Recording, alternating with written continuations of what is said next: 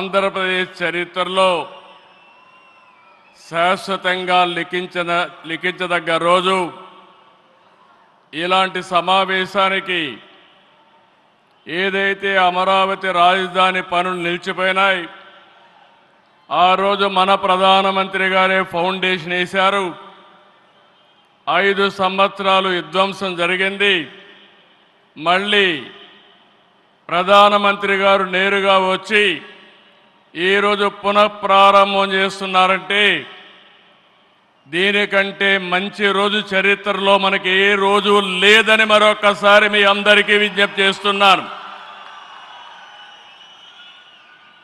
అలాంటి ప్రధానమంత్రి నరేంద్ర మోడీ గారికి రాష్ట్ర ప్రజలందరి తరపున మనస్ఫూర్తిగా స్వాగతం, సుస్వాగతం, ప్రత్యేకమైన అభినందనలు.